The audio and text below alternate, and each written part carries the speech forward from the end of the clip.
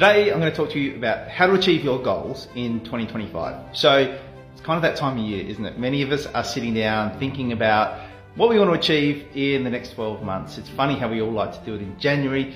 Sometimes we're not so good at maintaining it throughout the year. So let's talk about how we can do that a little bit better, okay? One thing I want you to think about is that people often overestimate how much they can do in a year and underestimate how much they can do in 5 years, 10 years, 20 years time, all right? So I want you to think about chunking it down. I want you to think about making it a little bit easier on yourself and setting yourself up for success by not going crazy with your goals, right? Set something that's really achievable for you in the next 12 months.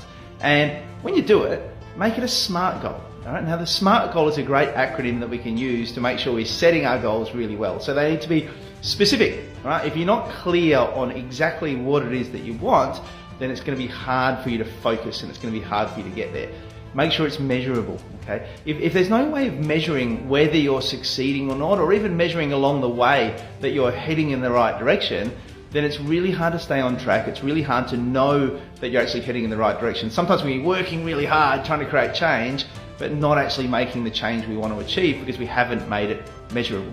As I just said, we want to make sure it's achievable, all right? So don't go too high, don't go too low.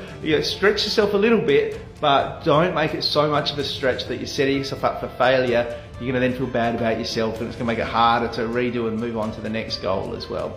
Right, it needs to be relevant. This is really important, right? Get clear on what your purpose is. What is it that you want to achieve? At Healthy Choices Chiropractic, we're all about helping people have vitality, helping people have purpose, which is what we're talking about now, and helping people play, making sure that it's really fun in terms of what we do. And so we have that really clear purpose around what it is that we do. For me personally, I have three things that I like to focus on, and that is creating a healthier world, creating a healthy world for my family to grow up in, creating a healthy environment for my family to grow up in, and having fun along the way, right? So for it to be relevant for me, it has to help me hit at least one, preferably all three of those things that I want to do in my life, right? So once again, it's no point being busy. It's no point doing lots of stuff if it's not stuff that helps you get what you want out of life, right? So make sure it's relevant and then make sure it's time bound, right? Set yourself a target.